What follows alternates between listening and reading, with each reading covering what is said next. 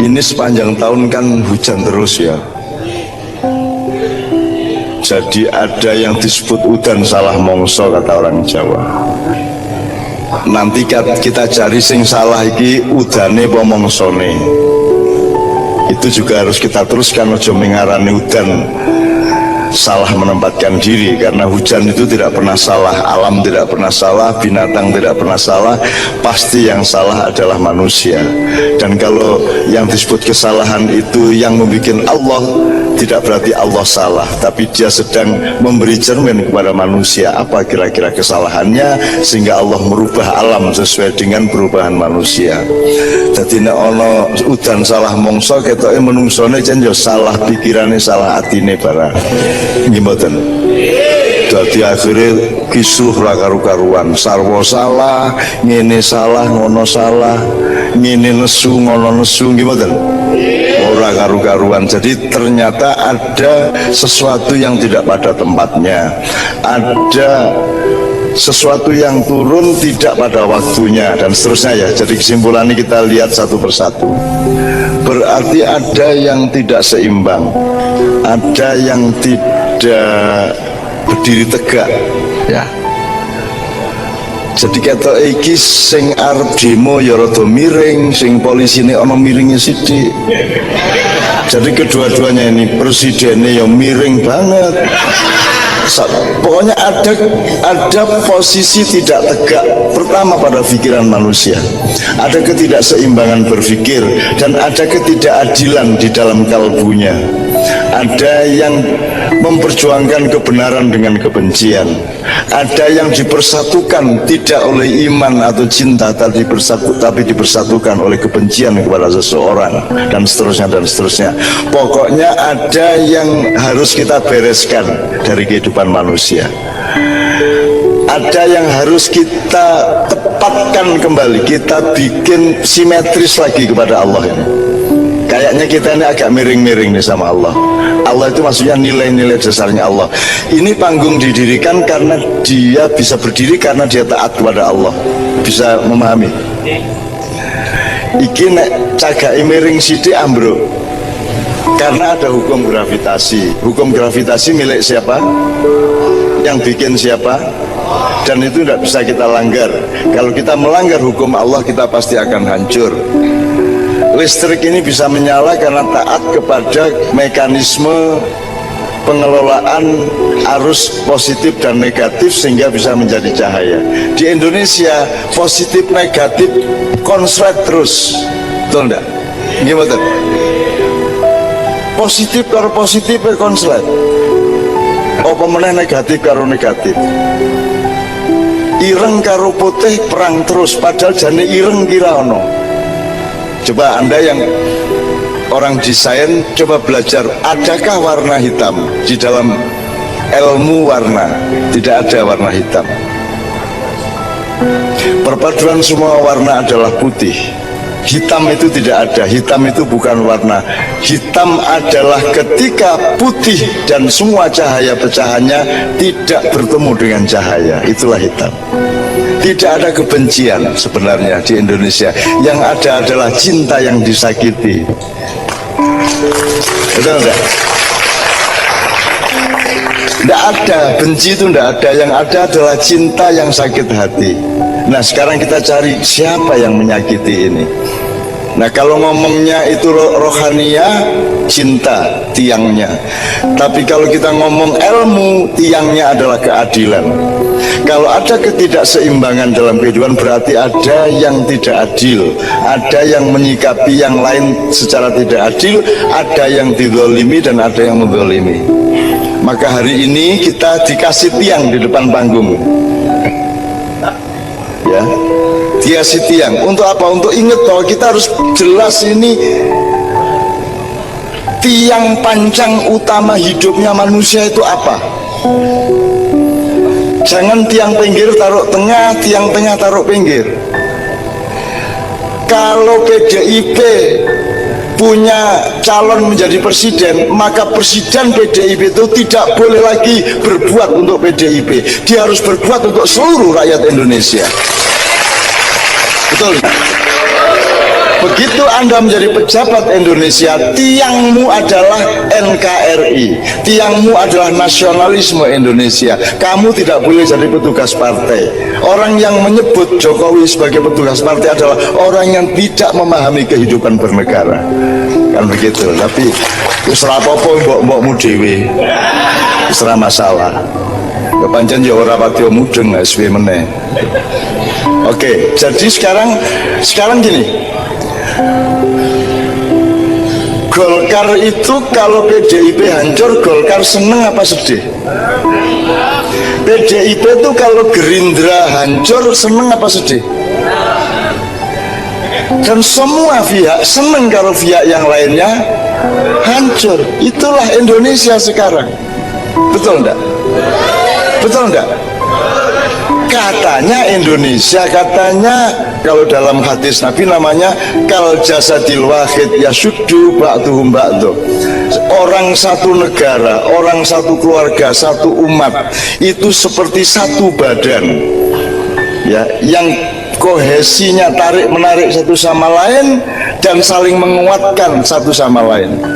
Kalau kaki terantuk batu merasa sakit, siapakah yang berteriak? Pernah kakinya sendiri yang berteriak?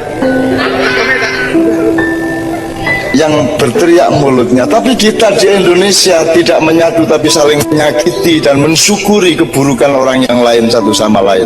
Malam hari ini kita sudah diberi tiang oleh Allah. Entah bagaimana takdirnya yang tadi sehingga tiang ada di sini. Tapi ini berarti pelajaran yang luar biasa. Tiang ini bukan partai. Partai itu, parpol itu tiang di samping-samping. NU Muhammadiyah tiang di samping-samping. Tapi tiang tengahnya adalah nasionalisme negara kesatuan Republik Indonesia. Jadi carane mikirin ngono kuwi. Nek kowe iki wis Indonesia, ya Indonesia nomor siji. Dudu kepentingan golonganmu, dudu kepentingan kariermu, dudu kepentingan umatmu. Indonesia nomor satu. Sekarang khusus untuk umat Islam, aku takon, lebih dulu mana Anda lahir atau Islam lahir? Yang saya tanya bukan di dunia, bukan dalam sejarah, tapi pada dirimu. Itu duluan mana, kamu lahir atau Islam lahir? Sampean sik lahir lagi Islam apa Islam sik lahir lagi sampean? Di dalam urusan dirimu, bukan di dunia. Kalau di dunia Islam sudah lahir, begitu Allah menciptakan Nur Muhammad, Islam lahir. Yes, ngene carane ben kowe ngerti wis apa durung ngene. Nyun sewu Pak nyilih iki ya. Iki apa kira? Botol berisi air. Oke, sing ngarani iki botol berisi air iki apamu?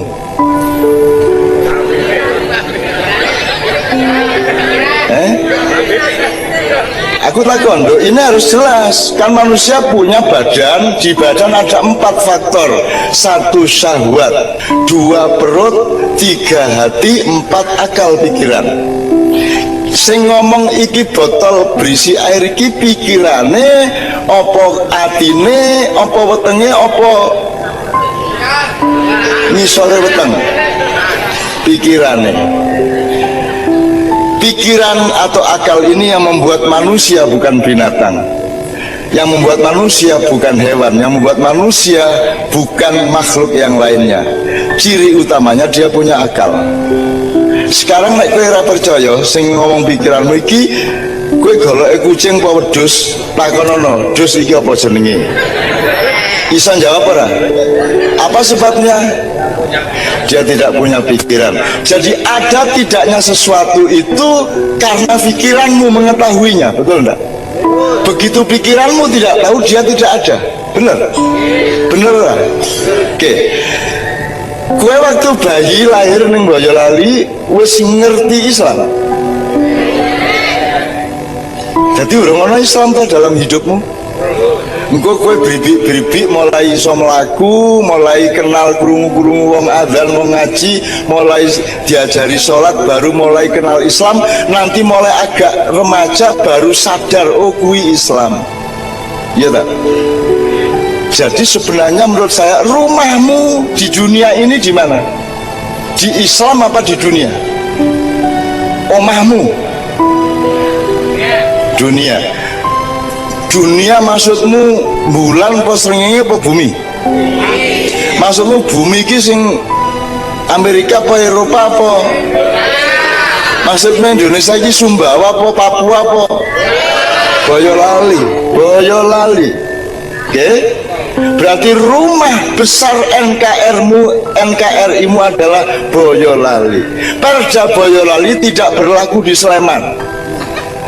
Betul enggak? Maka nasionalisme Indonesia orang Boyolali adalah Kabupaten Boyolali. Itu tugas kekhalifahanmu. Ika aku main kepingin cetha cara berpikir, ya. Nah, terus Islam apa? Islam itu apamu? Nah, agama itu apa maksudnya?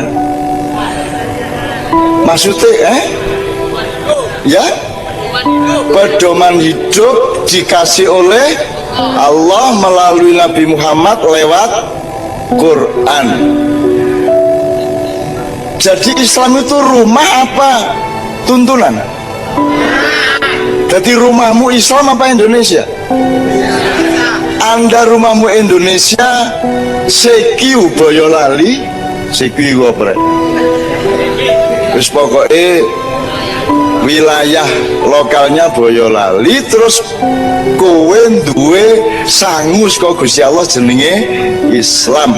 Islam itu pedoman, ajaran, tuntunan supaya Boyolali itu bisa kamu uri-uri, supaya mamayu hayuning Boyolali, supaya rahmatan lil Boyolali. Cetak nggih? Jadi dirimu yang utama adalah orang Indonesia, straight Boyolali, betul enggak? Islam bukan dirimu. Islam adalah nilai yang kau serap dari Allah. Ojo kok dirimu adalah Islam. Islam itu kamu serap. Bisa beda lagi? Angel lagi? Loh, yes, ngene Bu, jajal aku takon. Bu, upama mbiyen jenengan niku agamane dudu Islam, njur kowe mlebu Islam, ngono to? Upamane ya, aku takon, jane kowe mlebu Islam apa Islam mlebu kowe?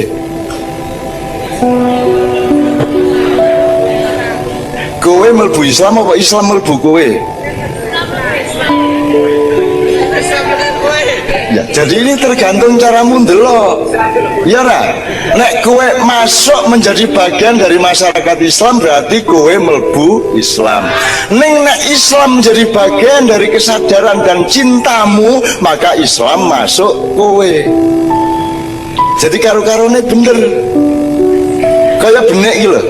Dilebokke malah metu.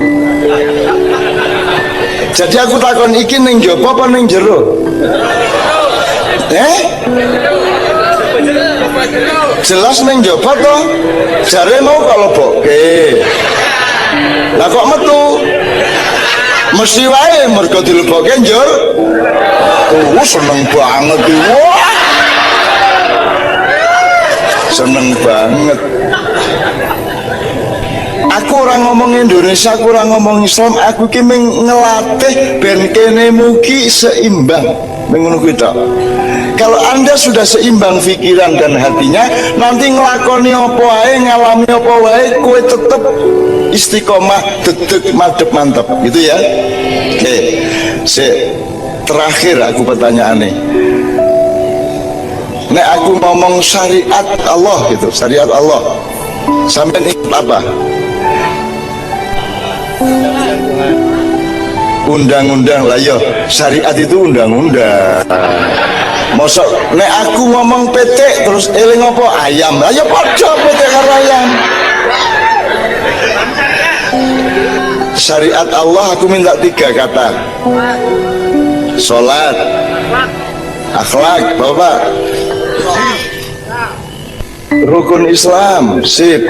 Ono meneh? Nah di sini nih tampak kegagalan pendidikan pengetahuan Islam selama 14 abad. Ya apa? Kita ngani syariat Allah itu bahwa daun itu nanti mengering, itu syariat Allah. Air itu, hujan itu turun ke bawah. Kenapa kok turun ke bawah? Kok hujan kok orang dolan rono-rono? Kok mudun sebabnya apa? Gravitasi. Nah, gravitasi adalah salah satu syariat Allah. Maka kita harus taat kepada gravitasi. Kalau kamu taat sama gravitasi, kamu taat kepada Allah. Mulanya nak ngidu aja ndangak. Jajal ayo jajal. Coba. Oke, nyun sewu wes. Muka-muka ini jadi syariat Allah itu apa saja yang berlangsung di alam semesta yang hukum-hukumnya pasti. Bahwa setiap pohon pasti mencari cahaya matahari. Misalnya, bahwa kalau air selalu mengalir ke tempat yang lebih rendah atau yang kosong, maka apakah banjir itu salah? Lah kok kon nyebut bencana? Wah ini bencana ini, apa banjir? Apakah air yang mengalir itu bencana? Bukan. Apalagi bilang bencana alam-alam, nggak bisa bilang bencana. Jadi bahasa Indonesia ini salah kabeh. Oke banget sing salah. Kok bencana alam piye? Banyune ya mengalir ngono tok. Nggih mboten? Tsunami, itu bukan bencana. Itu kehendak Allah memang seperti itu. Mergo di sini jeglong, banyune rene mencolot rene jadi tsunami. Panjang ngono. Merapi meletus. Merapi bukan sedang apa jenenge? Mbah Marijan bilang Merapi duwe gawe, gadah damel, gadah hajat, ya. Sampean lahir di mana? Boyolali ya.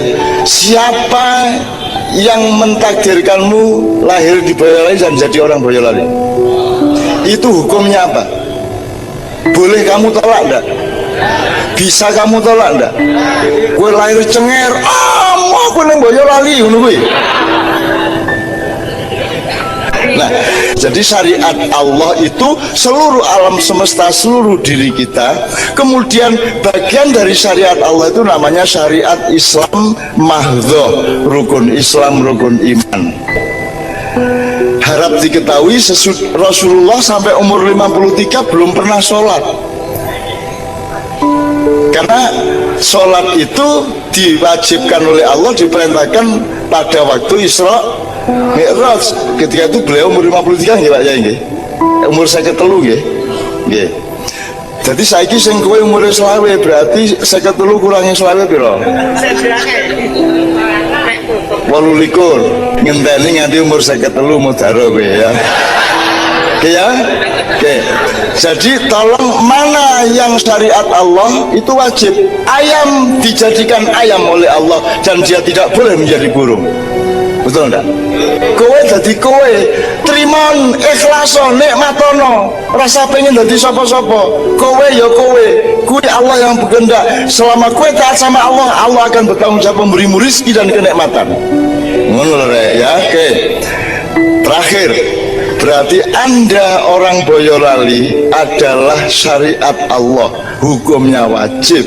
Berarti Anda orang NKRI itu syariat Allah, Anda tidak bisa menolak karena hukumnya wajib. Maka nasionalisme Indonesia hukumnya wajib.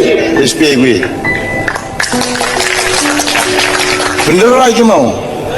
Oke, jadi sekarang kita mau ngomong 4 November, 2 Desember, mau ngomong apa saja, tetap rumahmu adalah NKRI. Dan Anda harus menjaga ketenangan NKRI, menjaga ketenangan Boyolali, kerukunan Boyolali. Salah satu metode supaya rukun dan tentram adalah tepo. Itu salah satu cara saja. Sekarang gini, Kowe arep pegatan ya arep pegatan ngerasa ngetaki bojomu. Upamane ngono ya. Jadi misalnya kembalikan UUD 45 ke aslinya. Ini kan sudah diamandemen mulai tahun 2002. Dan sekarang ini ada 171 undang-undang yang bertentangan dengan UUD 45. Dan kita berada di dalam masa yang akan sangat berbahaya di masa yang akan datang kalau kita tidak menegakkan lagi tiang pancang NKRI. Kedaulatan kita jamin dan tidak boleh ada siapapun yang mengganggu kedaulatan, termasuk orang-orang dari luar yang secara liar masuk ke Indonesia bekerja di sini sementara bocah-bocah dewe bar di PHK burung untuk penggawean meneh. Betul enggak? Wong kowe kangelan golek penggawean kok malah blang mlebu rene, itu juga masalah. Saya tidak mempersoalkan, tidak mengajak Anda mempersoalkan itu. Saya cuma berpesan, salah satu tepo slironya adalah supaya pemerintah Boyolali dengan rakyat tetap kompak, maka tolong di-recheck semua keadaan rakyat di Boyolali.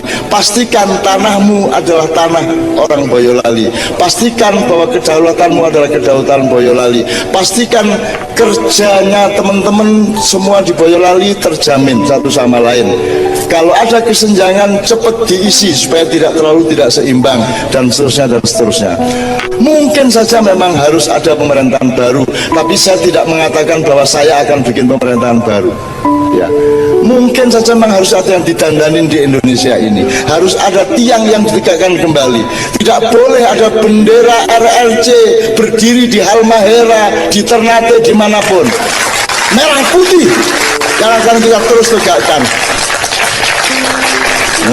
Ya, oke. Bismillahirrahmanirrahim. Ini tadi pembawa acara mengawali dengan urusan identitas saya, siapa saya ini sampai ujungnya Mbah Nun ya, Mbah Ngainun ya. Padahal tema malam hari siang apa sore apa ini Pak? Tema sore hari ini adalah menyikapi persoalan umat, dan saya yakinkan kepada Anda kalau Anda ngurusi identitas saya itu akan nambah masalah umat. Jadi menurut saya tidak perlu diurusi siapa saya. Anda tidak usah peduli siapa saya, dan saya juga tidak pernah peduli sama siapa saya. Dan juga saya ini rela tidak ada juga tidak ada masalah, dan Anda tidak rugi apa-apa kalau nggak ada saya. Saya tidak akan pernah menganggap diri saya penting untuk berada di suatu tempat kecuali di dalam ridho Allah Subhanahu wa Ta'ala. Oke. Tapi kita ambil pembelajarannya aja, karena kalau sampean nanya siapa saya akan shortcut, mending pakai metodenya Sayyidina Ali bin Abi Thalib karamallahu wajhah aja, undur maqala wala tandur mangkola. Pokoknya produk saya itu apa itu aja, mereknya enggak usah diperhatikan. Jadi yang dilihat yang saya omongkan aja, siapa saya yang ngomongin enggak penting. Gitu. Itu Ali bin Abi Thalib memberi opsi pada momentum budaya tertentu seperti itu. Sebab kalau ngurusin siapa Anda, siapa saya, ini yang bikin masalah juga. Sebab kita ini secara internasional, secara dunia dan ilmu mondial sampai hari ini tetap tidak pernah punya kesepakatan untuk membedakan, untuk memastikan identitas itu apa. Orang tidak memahami, sedikit aja ini untuk ambil ilmu dari MC kita tadi. Orang tidak mengerti bedanya identitas dengan personalitas. Kalau Anda punya ID, itu kan ada nama Anda, terus ada pin-nya gitu. Kalau di Arab bahkan harus 3 ya Pak ya, harus 3, lengkap. Terus tanggal lahir, tempat dan tanggal lahir dan seterusnya, itu disebut identitas. Padahal itu bukan identitas. Jadi yang menentukan Anda menjadi anak bapak ibu Anda adalah Allah, bukan Anda. Jadi itu bukan identitas Anda, itu kehendak Allah, bukan identitas Anda. Kalau identitas Anda adalah pilihan Anda melakukan sesuatu, pilihan Anda untuk kuliah, untuk bekerja, untuk nikah, untuk apapun. Tapi kalau yang dikehendaki Allah adalah personalitas. Jadi menjadi ibu, menjadi sampean itu personalitas bukan identitas.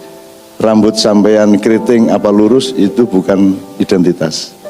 Hidungnya mancung atau tidak mancung itu bukan identitas, itu personalitas. Nah, orang sekarang tidak serius mempelajari itu, sehingga akhirnya dia hanya ngurusin identitas dan akhirnya kehilangan personalitas, sehingga ketika identitasnya pensiun dia kehilangan dirinya dan mencari-cari dirinya habis-habisan karena dia tidak pernah ngurusin personalitas dirinya. Personalitas itu adalah yang tertulis di Lauhil Mahfuz. Sebab nanti Anda tidak ditanya sama sekali mengenai identitas Anda. Tidak ada pertanyaan malaikat mengenai KBRI di Amerika Serikat atau di Panama atau di mana. Tidak ada. Tidak ada pertanyaan Allah mengenai masjid, Imam Center atau masjid Al-Hikmah atau masjid Al-Falah dan lain sebagainya. Tidak ada pertanyaan tentang itu. Juga tidak ada pertanyaan tentang PKB Republik Indonesia. Tidak ada. Yang ada adalah what did you do? Apa yang kau lakukan? Bahkan tidak ada pertanyaan mengenai keluarga. Itu jadi menurut saya hidup itu yang nomor satu adalah menemukan kembali, meneliti kembali siapa dirimu di dalam yang direncanakan oleh Allah. Itu kalau saya. Jadi ada diri sejati, ada diri budaya, gampangnya gitu. Kalau diri sejati adalah yang Allah kehendaki atas engkau, diri budaya adalah yang engkau upayakan atas engkau. Ada diri hakiki, ada diri adabi. Adab itu diri yang direkayasa oleh dirinya itu sendiri, oleh manusianya sendiri. Ada diri hakiki dari Allah dan ada diri ijtihadi. Dirimu yang engkau ijtihadi, yang engkau perjuangkan. Dari tidak bisa menjadi bisa, dari tidak sekolah menjadi sekolah, dari bukan siapa-siapa menjadi siapa-siapa secara budaya dan seterusnya. Nah, itu yang selama ini tidak pernah dikerjakan oleh manusia, sehingga semua mempertengkarkan identitas dan semua energi hidupnya habis untuk ngurusin identitasnya. Dan identitas itu berarti dalamnya ada akses uangnya, akses jabatannya, dekat sama wapres apa tidak, dan seterusnya. Itu identitas. Kalau personalitas enggak. Personalitas itu urusannya adalah dunia ini kalau mau baik-baik sama saya monggo, kalau saya harus miskin ya enggak apa-apa, asal Tuhan enggak marah sama saya. Itu personalitas. Oke, Bapak sekalian, itu saya sekedar merespon supaya Anda mulai hari ini enggak usah pusing saya itu siapa. Kalau sekedar untuk inisial saja supaya manggilnya jelas, ya sudah tinggal pilih. Dari dulu orang manggil saya, kalau yang usia saya dan di atas saya, misalnya ini senior saya yang saya sangat hormati, Pak Abdul Nadran, yang manggil saya Nun, gitu kan. Tapi kalau orang selihting sama saya ya Nun juga, tapi kalau di bawah saya manggilnya Cak Nun. Nah, sekarang ini Cak Nun sudah menurun ini. Persentase panggilan Cak Nun sudah menurun karena didesak oleh frekuensi yang naik yang manggil saya Mbah Nun. Anda lihat aja kalau misalnya ada di internet itu bisa dihitung itu. Jadi panggilan kepada saya dengan Cak itu menurun dan yang meningkat itu Mbah, dan itu sebenarnya membanggakan tapi juga menyakitkan. Jadi kalau saya sudah keliling-keliling kayak gini, bayangin tadi malam ngobrol 2 malam berturut sampai jam 4 gitu, ntar jam 7 sudah harus di airport ya. Terus ntar itu juga terjadi di Surabaya, di Jakarta, di Bandung, di mana saya selalu sampai pagi, terus nanti langsung ke airport, terus nanti di airport belum mandi, masih capek, belum sarapan, terus didatangi orang, terus ya Allah, Cak Nun sampun sepuh nggih. Lah, mate aku. Lah iya wis tuwek aku rek gitu loh. Ya orang tua itu enggak usah dibilangin sudah tua. Tua itu aja sudah sakit kok. Kalau kamu bilang orang tua itu sudah tua kan menyakitkan gitu loh. Oh, sudah jelas kaki pincang dibilang cang nanti cang kan gitu kan. Itu ya Bapak sekalian. Ini mudah-mudahan membuat kita memiliki dimensi yang lebih kaya sebagai saudara. Nggak enak dong kalau bersaudara nggak ada guyonnya, nggak ada mesranya, nggak ada nggarap-nggarapnya gitu ya, ngerjain usil-usil dikit lah gitu ya, dikit dalam batas, meskipun itu tidak boleh kita lakukan di dalam peristiwa di mana kita harus benar-benar sungguh-sungguh serius tanpa tertawa dan tanpa main-main. Oke, saya akan persegerakan. Saya mohon moderator menegur saya kalau saya berkepanjangan. Saya bahkan akan langsung interaksi sebenarnya semampu-mampu saya. Jadi saya itu tanya, ini menyikapi persoalan umat ini ada masalah apa umat ini? Saya kok nggak ngelihat ada masalah sih. Ono opo?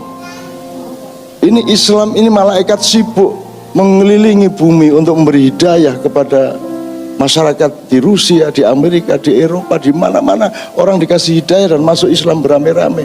Putin pun sudah bersahadat di dalam hatinya. Kalau tidak percaya tanya sendiri. Lah kok kita punya masalah di antara kita sendiri, kan begitu? Ini kan agak memalukan di hadapan Allah, kan gitu. Kalau berdoa nanti agak mandek. Alah, saya sibuk bantuin kamu mengislamkan banyak orang di Amerika setelah 9/11 di Rusia segala macam, kamu malah bertengkar sendiri soal bid'ah, soal musyrik, soal segala macam. Apa itu? Kamu berdoa tidak saya kabulkan dulu sebelum kalian rukun di seluruh Washington dan seluruh dunia. Itu kira-kira. Itu kan perkiraan saya, bukan Tuhan ngomong begitu benar ya. Tapi kan kita boleh simulasi teman-teman sekalian. Nah, jadi saya terus tanya tadi kepada beliau tadi, saya tanya kepada pokoknya yang jemput saya di airport, saya dari Atlanta, terus ngobrol di tempat Pak Joko, saya tanya ini ada masalah apa? Terus ini loh Cak, biasalah khilafiyah soal selawatan, soal tahlilan, soal gitu kan, soal kenduri boleh apa tidak, kalau salaman habis assalamualaikum warahmatullahi boleh salaman apa tidak, itu loh. Kan ada yang salaman tidak boleh gitu kan, karena Rasulullah tidak pernah assalamualaikum terus salaman itu tidak pernah.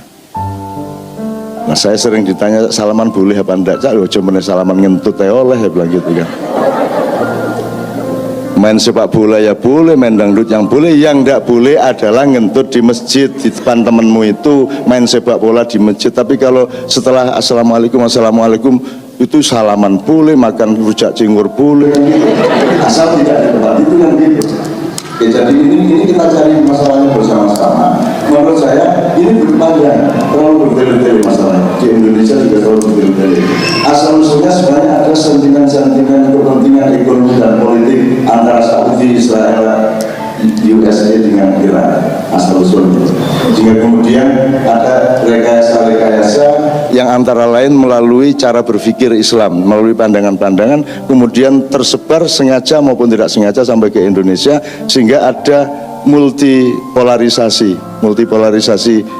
pandangan yang kadang-kadang sangat ekstrim perbedaannya di antara Muslim dengan Muslim sendiri. Dan itu kemudian langsung yang muncul bukan pemikirannya tapi identitasnya. Ya. Jadi yang muncul itu Syiah apa Sunni gitu kan, Islam liberal apa Islam radikal kan gitu kan, yang muncul itu mereknya gitu. Nah, saya itu kan ada di semua merek, saya dalam daftar kafir ada ada saya termasuk, jadi tokoh-tokoh kafir Indonesia itu saya ada dan saya kalau ketemu orangnya saya goblok-goblokan. Kok kamu baru tahu sekarang? Udah dari dulu saya kafir ya. Terus biyen aku ini nemen kafir ya. Ya kok kamu baru tahu sekarang, berarti kamu itu kuper, kamu itu gitu. Saya juga Syiah, dituduh Syiah. Saya juga seolah-olah saya ini bagian dari Islam Nusantara yang kemarin lahir itu gitu. Terus jadi sekarang saya takut ngomong Nusantara. Padahal dari dulu saya tuh ngomong Nusantara untuk romantisme ke Indonesia itu saya pakai Nusantara. Ketika saya harus menjelaskan bahwa ini Yunani kuno sama Mesir kuno ini bekerja sama untuk mengubur Nusantara kuno, sehingga sejarah yang Anda pahami mengenai leluhur Anda itu tidak ada bahannya, karena yang mendominasi dunia adalah Yunani kuno. Begitulah orang main drama, begitulah orang bersekolah, Anda harus pakai Anglo-Saxon, Anda harus pakai English language dan seterusnya. Pokoknya itu ada dominasi Yunani kuno. Terus Nusantara kuno hilang dan disembunyikan supaya Anda tidak pernah kenal siapa diri Anda, supaya Anda tidak menghormati leluhur-leluhur Anda, gitu kira-kira. Nah, dalam situasi-situasi seperti itu saya sering ngomong Nusantara. Lah sekarang saya tidak berani ngomong Nusantara, sebab kalau saya ngomong Nusantara dia sangka saya anak buahnya Said Akil. Angel di Indonesia ini. Ngomong ini salah, ngomong ngono salah. Soalnya semua kata sudah direkrut oleh identitas-identitas kelompok-kelompok, Pak. Semua kata. Yang belum cuma Allah sama Rasulullah dok. Kalau wali itu ya wali songo ya. Ada wali songo, sudah mantep kita sama wali. Sekarang wali itu band. Greng wali ya. Sekarang nyeluh ndasku iki. Sampai Sunan Bonang itu marah sama saya. Nun, ya apa karepe arek-arek iku? Saya itu nguji Raden Syahid terus dari Sunan Kalijogo itu saya uji untuk mendapat karomah dari Allah supaya lulus menjadi wali itu 1 tahun. Dia saya suruh berdiri di pinggir sungai menjaga tongkat. Maka kemudian disebut Sunan Kalijogo. Itu 1 tahun. Jadi berat jadi wali. Lah kok saiki nggak lagu greng jadi wali. Ki apa karepmu iki gitu. Saya dimarahi sama Sunan Bonang. Terus raja lu.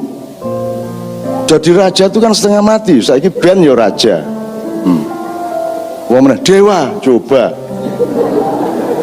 Oh, dewa itu cuma 3 ya yang mainstream, terus selebihnya paling ditambah dewa angin, dewa gelombang gitu ya, dewa api. Tapi kan yang prinsip yang ditemukan, yang diijtihadi atau diteliti oleh teman-teman dari Hindustan dulu kan cuman Brahma, Siwa, Wisnu. Ya, sembuh lah pokok itu Tuhan dicari terus ketok 3 gitu kan. Bedanya sama Islam adalah Anda tidak bisa menemukan Tuhan itu siapa. Biar Anda meneliti kerjasama seluruh universitas dan seluruh grup thariqah dunia, tidak akan bisa Anda menemukan Allah itu sifatnya berapa, apa saja Anda akan bisa. Itulah gunanya Islam, karena Islam itu adalah wadah di mana Allah memberitahukan mengenai dirinya sendiri kepada manusia. Aku ini Rahman Rahim, aku ini Hanan, aku ini Halim, aku ini Ghafur, aku ini Rahim, kan begitu. Jadi kita tidak mungkin mendapatkan informasi mengenai Allah kecuali Allah sendiri memberi informasi kepada kita. Itulah Islam, kan begitu. Kalau di luar Islam ngira-ira, jangan marah ya. Tapi Anda sholat asar tadi yang nyuruh Tuhan langsung, bukan karangan Anda. Dan Anda sholat asar tidak bisa milih. Aku sholat asar ini saya masih banyak kerjaan ini, saya sholat asarnya jam 11 malam aja, tidak bisa. Dan itu Anda harus 5 waktu itu betul-betul namanya dari Tuhan, itu dari Allah. Anda tidak bisa ngarang aku ibadahnya hari Minggu aja lah, pas libur, tidak bisa. Terus caranya ibadah Allahu Akbar dan seterusnya, itu juga Tuhan yang menentukan melalui ilhamnya kepada Rasulullah. Anda tidak bisa terus sholat kreatif pakai gerak cimande, tidak bisa. Allahu Akbar, Sami Allahu liman hamidah. Tidak bisa itu ya. Oke, sekarang jadi saya ingin ngomong ini, tapi kita tentukan dulu agak akademis sedikit lah. Metodologinya apa ini soal bid'ah, soal segala macam tadi. Ya, ini saya terpaksa nyatetin dikit ini. Kita pendataan dulu. Terus untuk itu kita sudah menyepakati metodologinya. Tapi ini juga jangan terlalu serem-serem ya. Kemudian baru kita setelah pendataan baru analisis, baru kita cari konklusi nanti pada jam berapa nanti endingnya, jam 7 iya jam 7 nanti. Jadi gini, pertama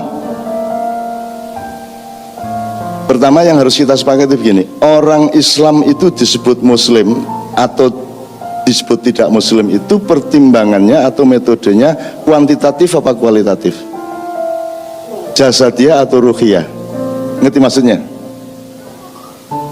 Atau kedua-duanya dengan persentase yang maksudnya gini loh, apakah kalau saya pakai peci berarti saya muslim? Bahkan apakah kalau saya sholat sampai sujud, apa berarti saya muslim? Menurut siapa? Menurut Anda? Menurut Allah kira-kira muslim apa bukan? Yakin? Belum kan? Belum ada sertifikasinya kan? Jadi meskipun Anda sudah ber-KTP Islam, sudah sholat khusyuk, sudah puasa Ramadan, sudah puasa Senin Kemis atau puasa Daud, tapi bahwa Anda itu diterima oleh Allah Islamnya apa tidak, apa sudah terjadi sekarang? Belum. Jadi kan tetap kita harus rendah hati, kita tetap harus berusaha, kita tetap harus husnudzon kepada siapa saja dan berdoa mudah-mudahan semuanya kelak diterima oleh Allah. Wong kita sendiri belum dapat sertifikat, nggak usah nuduh orang lain kafir gitu loh. Wong kita sendiri belum tentu muslim kok. Saya yakin, saya muslim, saya yakin, tapi cuman keyakinan loh, bukan legitimasi loh. Iman adalah jembatan yang menjarai antara fakta Anda dengan kehendak Allah. Maka dibutuhkan iman, karena belum ada. Kalau nanti di surga tidak butuh iman, Bu. Di surga kok pakai iman, sudah menyatu dengan Allah kan tidak butuh iman. Iman itu ketika kita belum jelas, sehingga kita membutuhkan kejelasan yang kemudian harus kita yakini supaya kita hidup dengan kuda-kuda yang kuat, kan begitu. Nah, jadi sekali lagi, pertama parameternya adalah kuantitatif dan kualitatif. Itu pertama. Terus kalau Anda mencuri pada suatu habis sholat Jumat terus rundingan wani biro gitu ya, kan di Indonesia banyak gitu, belum kering itu sudah wani biro. Ketika Anda mencuri itu Anda masih muslim nggak?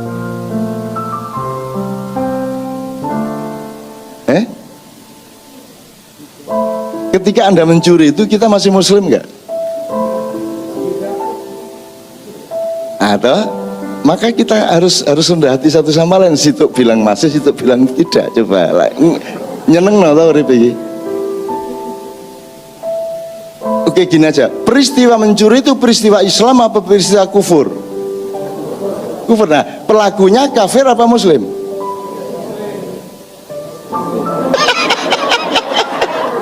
Nyeneng lagi. Oke, jadi mencuri adalah tindakan kafir, betul, kufur ya. Pelakunya kafir apa muslim? Itu loh maksud saya.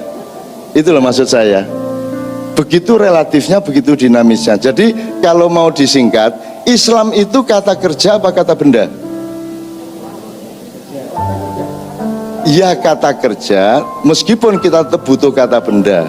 Kita tetap butuh inisial, icon, simbol, kostum, formalitas, dan seterusnya kita tetap butuh. Tapi lebih penting mana?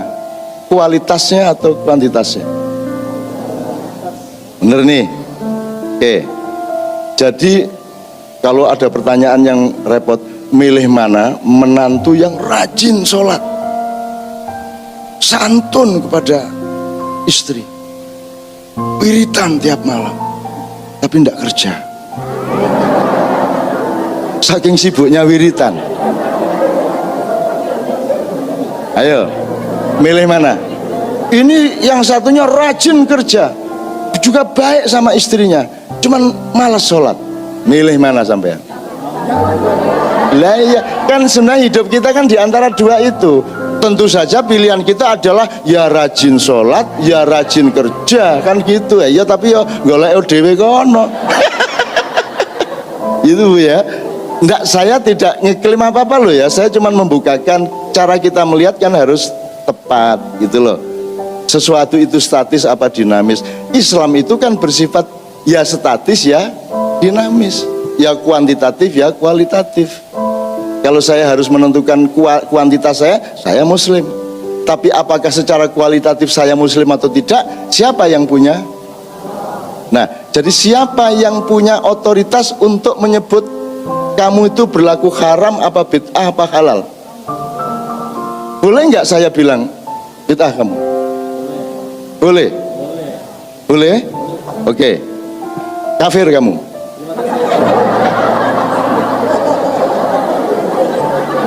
Ini Mas, saya berhak berpendapat bahwa itu kafir, bahwa itu bid'ah, bahwa itu musyrik. Saya punya berhak berpendapat. Tapi apakah saya punya otoritas untuk nuding seseorang? Itu maksud saya. Nah, monggo, ini bukan keputusan saya.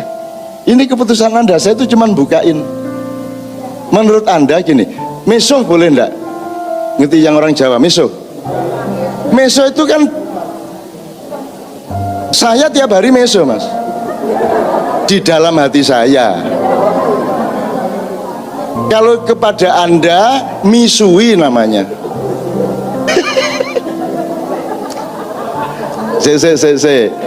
Ini saya ingin aplikasi sehari-hari aja. Allah mengatakan kalau engkau punya niat baik, belum engkau lakukan pun sudah mendapat pahala, betul enggak? Tapi kalau engkau berniat jahat sebelum engkau melakukannya, kamu tidak berdosa. Jadi aku bendino meso mas, ndek njero atiku. Ya cuk, opel. Ya, tapi saya tidak pernah nuding orang. Saya tidak pernah nuding orang. Sebab kalau nuding orang namanya bukan misuh, tapi misui. Tanya yang orang Surabaya, ya. Misui. Misui itu peristiwa sosial. Kalau misuh peristiwa individu, karena ada di dalam diri saya sendiri. Sama dengan jangan marah kepada anak dengan unsur amarah. Marahlah tapi tanpa amarah, karena marah kepada anak itu harus tepat di saat dimana dia membutuhkan dimarahi demi pendidikan. Tapi kebanyakan orang tua marah karena dia emosional dan memang marah kepada anaknya. Itu bukan marah edukatif, itu amarah. Itu amarah, itu nafsu namanya, kan gitu. Oke,